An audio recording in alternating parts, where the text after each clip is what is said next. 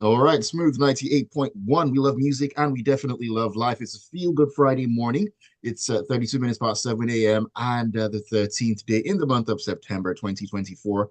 My name is Ayokunmi. Welcome to Freshly Pressed on the Smooth Breakfast, where we get to dive into the papers and take a look at the headlines that have you, me, everyone out there talking. We'll break it all down, we'll get analysis as well, and just make sense of it all, basically. Welcome along to an interactive session as always. Join us on WhatsApp. We're at 0809 981 That is the WhatsApp number. You can also join us on YouTube. Drop your comments there as well. We're streaming at Smooth 981 FM Lagos. Smooth 981 FM Lagos. My analysts for the day are in with me on a Friday. You know what we always do. It's always a great combo. It's AB Bozimo and, of course, Joseph Obari. Good morning to you, gentlemen. Great to have you once again. Good morning, Aya. Good morning, Joseph, and good morning to all of the wonderful listeners out there. Happy Friday. Yeah, thanks to be. Good morning, Ayo. Good morning, all listeners. It's nice to be here once again. It definitely is. I mean, a Friday to run up the week and talk about some stories that have been making the rounds and so much going on as always that get us talking. So we're thankful that we have things to bring to the fore, as it were. We're going to begin in the Daily Trust this morning, and AB, I'm going to start at your doorstep. This is a story that is an interesting one. Now, the Auditor General of the Federation, Shaka Chira, on Wednesday said the 8 billion naira budget for the Auditor General's office is not enough to audit over 1,000 ministries, departments, and agencies, that's MDAs, and the 28.7 trillion naira annual budget. He also said his office is in partnership with the National Assembly for the passage of the audit bill, which has been in the legislative chamber for the past 10 years. Let's start with that sense. It has been in the legislative chamber, being bounced from one legislature to the next for 10 years at least, for a simple reason. The National Assembly, I would argue, is committed to not being accountable. Because whatever it is you feel is a priority, you would push to the front of your legislative agenda.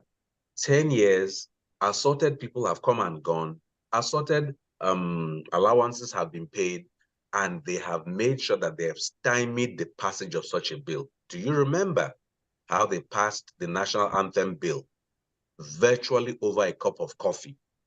There are other things that they have obviously passed that they have felt are worth doing.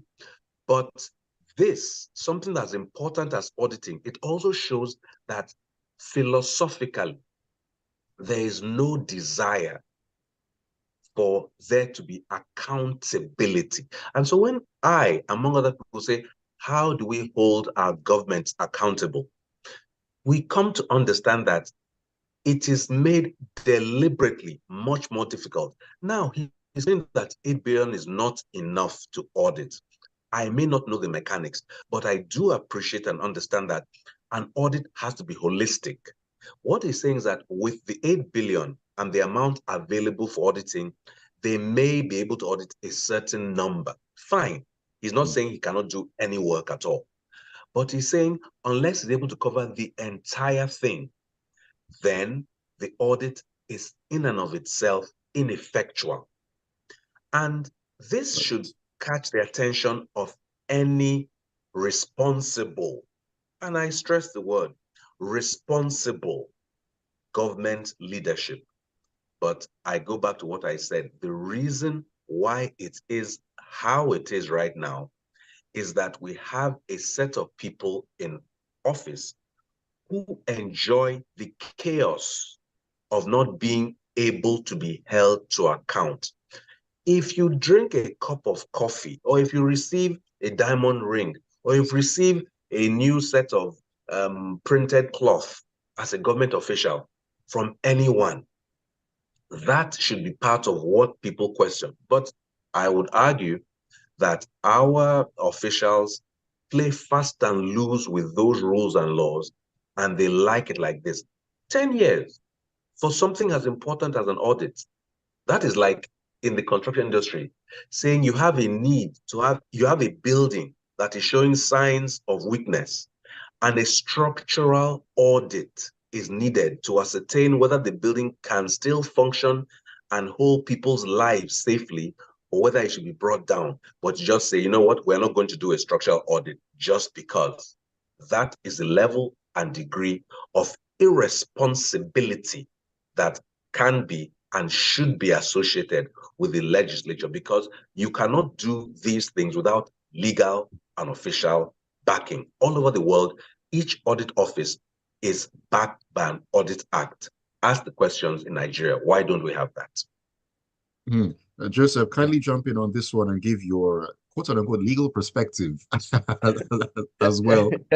I think the legal perspective should have been that the law is not being made, and that should worry everyone about, just like Ibi has pointed out. It's, to me, it's not so much about how much is made available to our Auditor General's office. It's a question of the process. What process have we created for audit to happen?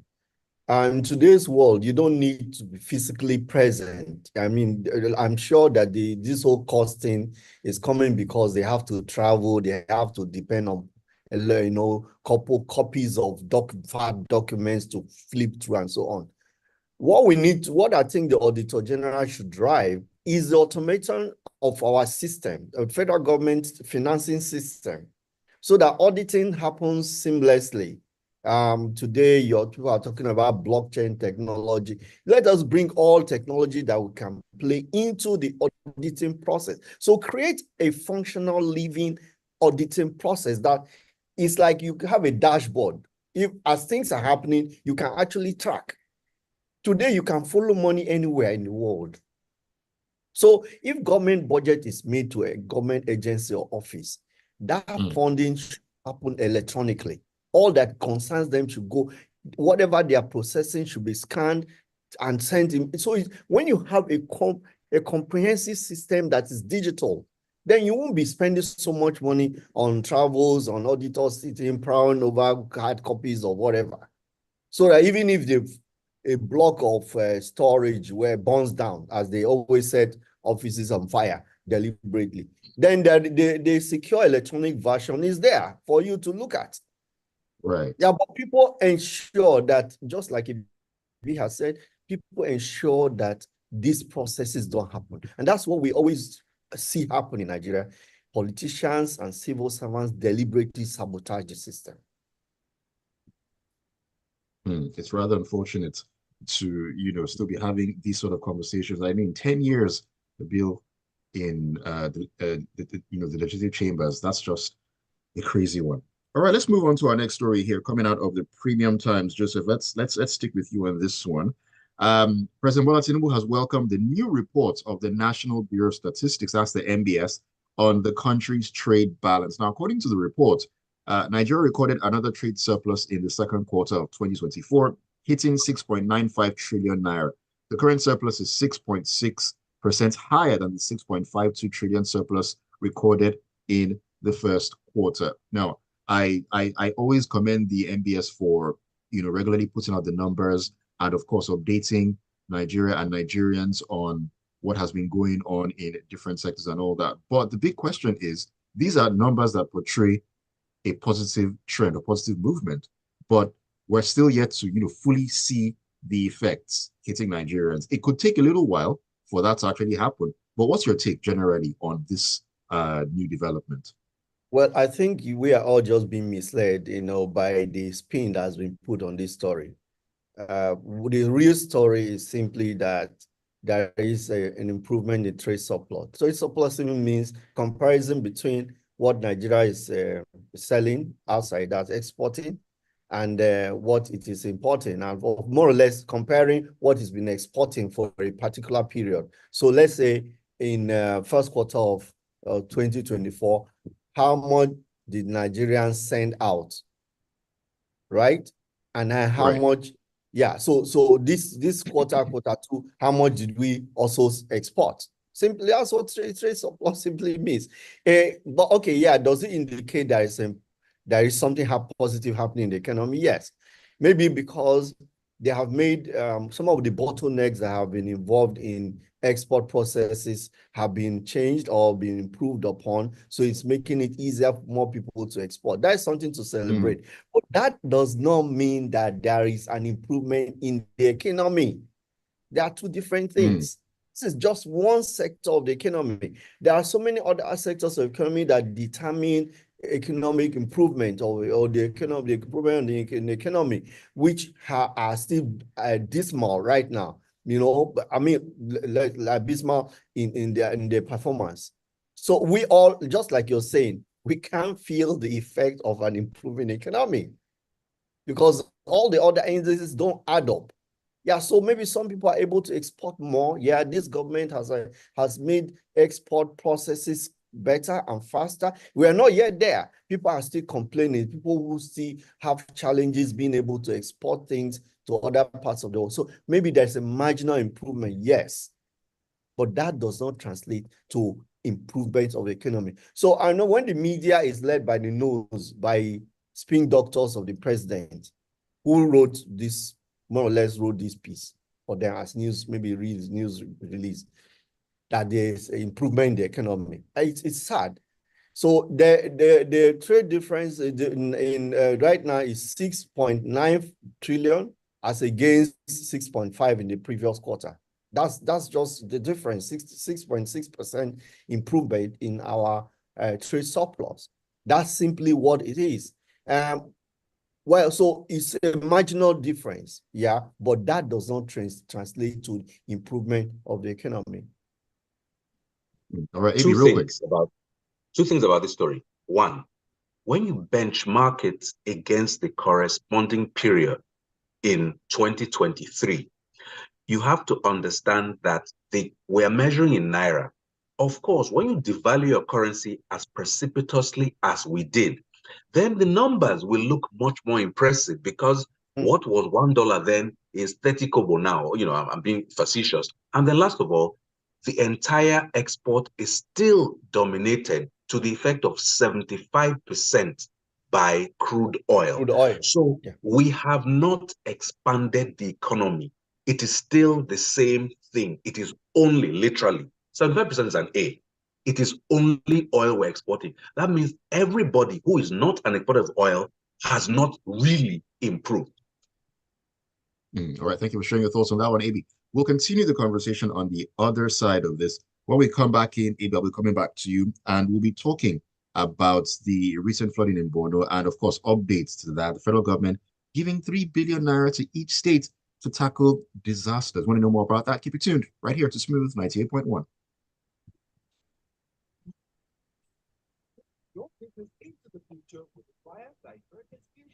AB, that fifth story, that story about FGI 100 billion naira from creative economy. I'm going to tie it into this particular story about this particular story we just took right now. Because like you said, about 75% oil, a whole 75%. Listen, Avatar, the movie Avatar alone did $2 billion, and still counting. What do you convert that to Naira? One movie did $2 billion. What is the value of all these our private jets? It's not up to that one movie. So the creative economy is so important. It can generate. Think of the budget. Maybe I should quickly, while we're in this break, I don't know that I have the time. Just see what Hollywood. Going back in. Okay, let's go. Let's go. No problem. Welcome back to Freshly Pressed on Smooth Breakfast on Smooth 98.1. We love music, we love life, we love to have conversations about what's going on in the news as well. Freshly Pressed is what you're listening to if you're just tuning in. Welcome along to the ride. My name is Ayokunmi, and of course, AB Bozimo and Joseph Obari are analyzing the stories with me this morning. We're looking forward to you sharing your thoughts with us. WhatsApp is right there for you, 0809 440 981. 0809 440 981. That is the WhatsApp number. Let me sneak in one or two messages really quickly here. I'm taking this one. This one is coming from, let's see. This is from Deji Adeboyega. He says, excuses like this encourage impunity when the Auditor General is complaining of low budget funding to carry out auditing. Thank you for that. Michael says, even my home has two auditors, my wife and me. The auditor, after identifying the leakages, should be held accountable for plugging such leaks. What are the recommendations? Alas, I feel another 20 years will pass and we'll still visit the same issue. Thank you very, very much. Dio says, I woke up this morning to hear that the IGP wants to send 35,000 police personnel to Edo State. Sorry, well, to ones that's Edo State, really. Where in other states you hardly see police around, especially in the north where Boko Haram and bandits are ravaging. Is Edo at war? In other countries, elections are like carnivals, no restrictions. It's even done during weekdays, but the reverse is what obtains here in Nigeria. Thank you very much for your message. But AB, let's get back in. Like I said, we'll be talking about what's been going on in Borno State and an update to that. And we're taking this story right out of this day newspaper. Now, following the devastating effect of the recent flooding in Maiduguri, the Borno state capital, the federal government has approved 3 billion naira for each state of the federation to tackle all forms of natural disasters. Now, Vice President Kashim Shettima, who dropped hints about the development, stressed the commitment of the President Bola Tinubu administration to partner the states towards addressing the challenges of flood and other natural disasters in the country.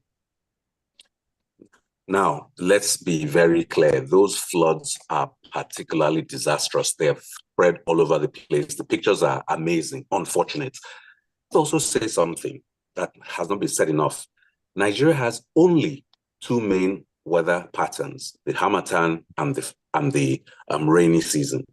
And we have lived in that particular part of the world for long enough to have seen and experienced the precursors to this flooding.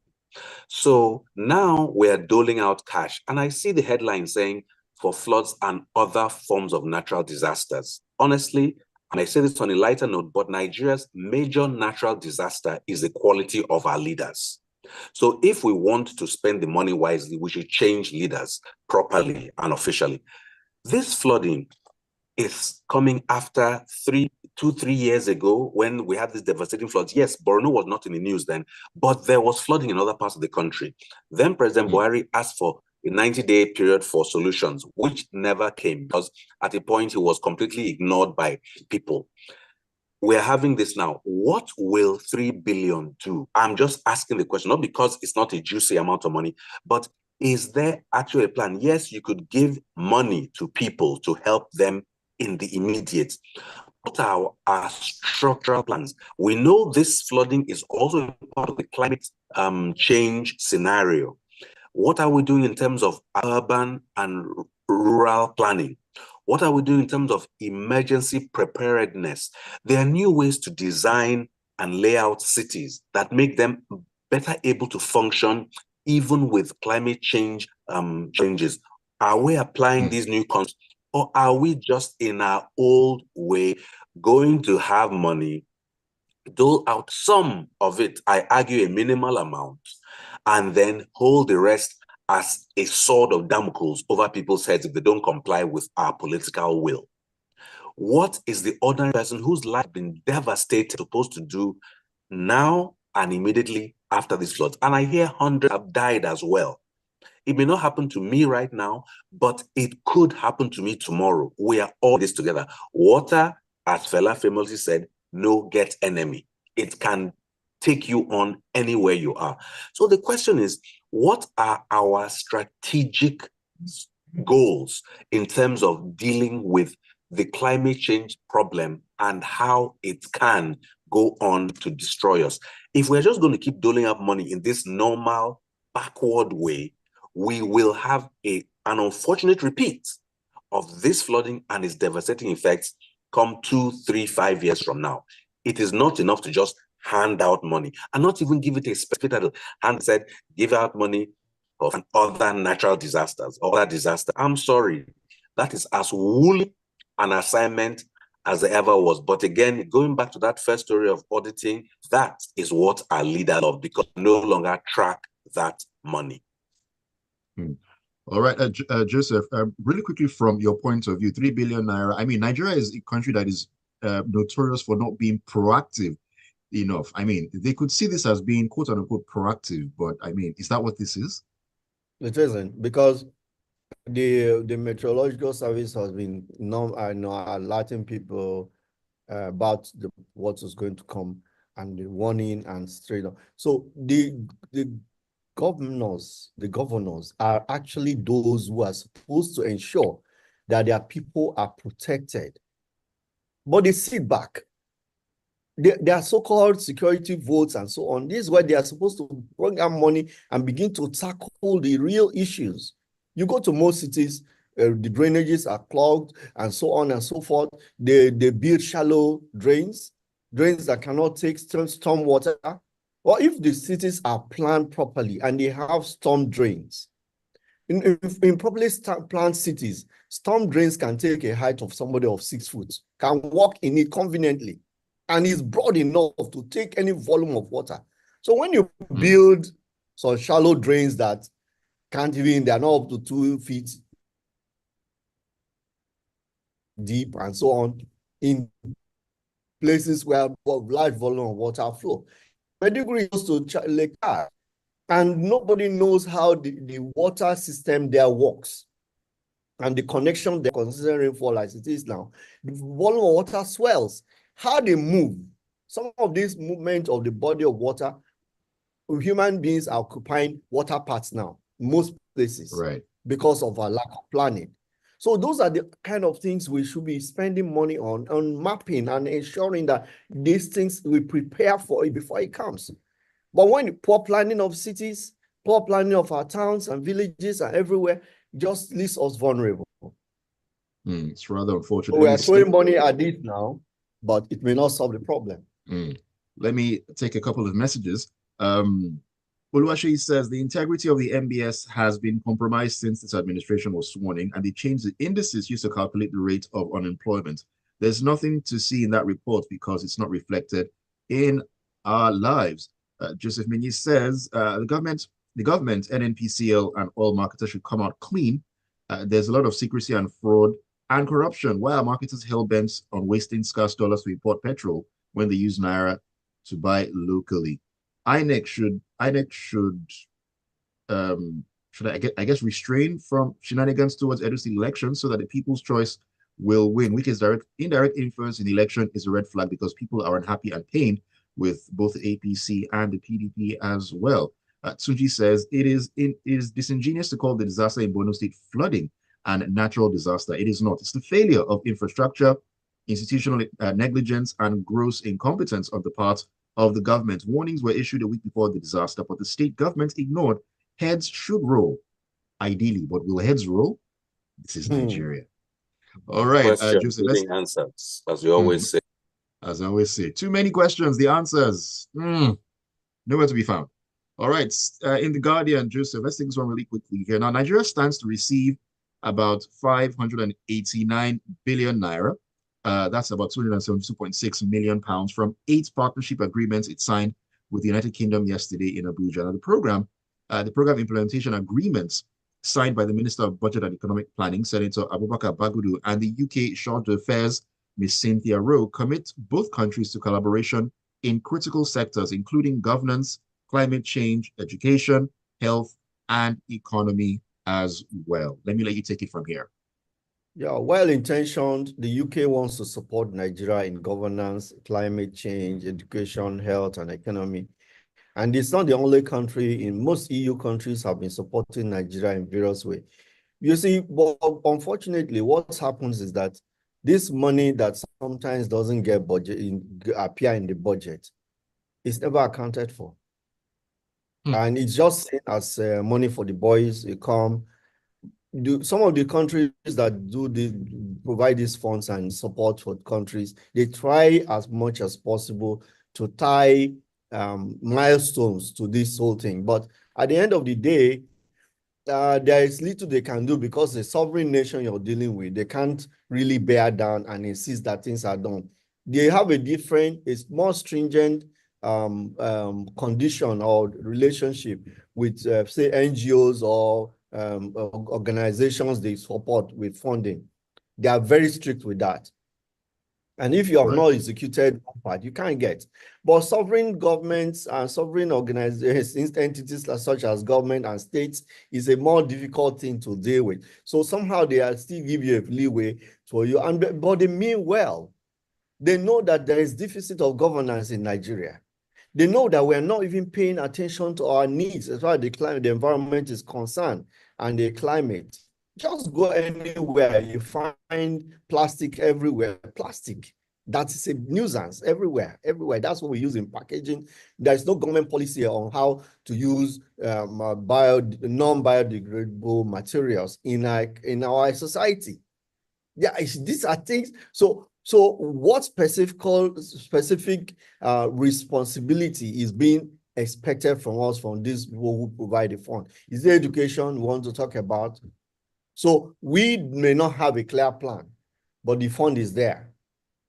So if you're supporting education, in what area is the fund going? I hope that the agreement actually outlines in details where this funding should go. Otherwise, it could just be money for the boys in health, in the economy, and so on, that all these areas that they consider critical, unless the agreements, which I'm not privy to, outlines in details and in steps what, how, and what needs to be catered for. We may just have money for people to enrich themselves. All right, thank you for that one, Joseph. AB, let's see if we can really quickly, because we have about a minute to round up, talk about this story coming out of the Punch concerning the creative economy. Now, the federal government has unveiled details of its strategic plans to generate at least $100 billion and create over 2 million jobs from Nigeria's creative economy yearly. You need to kind of summarize this one for us. I want to say this already. That shows the lack of ambition of those in office. Do you realize that a single movie, Avatar from Hollywood, made $2 billion? A single movie. Let's not go down the line of blockbuster hits and what they make. First in their open release and then later on streaming. Nigeria right now is known by its creatives, the musicians who go out there, the actors who make movies and all that. We have not created the environment where they can thrive, yet want to make money. Maybe this would be a change of scene, but we had something like this during the Jonathan administration. I don't know what happened subsequently in Buhari's administration. It's good to hear it. It's a positive. Creativity is actually the generation of wealth without crime. So let's see whether they can actually put into action something worthwhile. We'll wait and see. All right, we'll wait and see. Rounding up messages, Adiwali says, giving out money that won't be accounted for. No accountability. How about fix the root causes of these disasters? I learned the dam failed, hence the flooding in Maiduguri. There's environmental sustainability and other trending environmental practices worldwide. We just want a working system. But someone here once said, we are delusional. This is so sad. Very unfortunate. This is from Idima Puza. He says, I pray that what happened in Maiduguri's flood doesn't happen in Lagos because of its population. It will be so hard to manage because Nigerians are not good at emergency management. May God help us. Thank you for your message. This one says, good morning to the three wise men. Thank you very much. On Maiduguri's flood, I think disaster is one of the holes of diverting money here. There are people who love disasters for that. For that is why they need their money. If there is none, they create one. The issue will be in the paper next year. It only pains me that it happened in Maiduguri, where Zulum is the governor, and not in Sambisa Forest. Okay, this is Dada from Ogba. Yomi says, Nigerians litter the street with plastic and nylons. Let's stop asking ourselves questions and stop attacking the government alone. The funds provided was raised by taxpayers' money in the UK. Thank you for sharing your thoughts there, Yomi. Thank you so much to you, AB and Joseph, for joining me on the final working day in the week on Freshly Pressed. Always a pleasure having you on. Thank you, Pleasure and privilege, Thanks. always mine. Thank you, Ayo. Thank you to the wonderful listeners. Nice Have a great weekend ahead. All right. Thank you so much. Do have yourselves a great weekend. Take care of yourselves, and thank you all for the messages on Freshly Pressed. Keep it tuned to Smooth 98.1, 8:15. We're going to dive into the locker room and talk about sports. Tego will be in for that one. It'll be a great time, as always. Yes.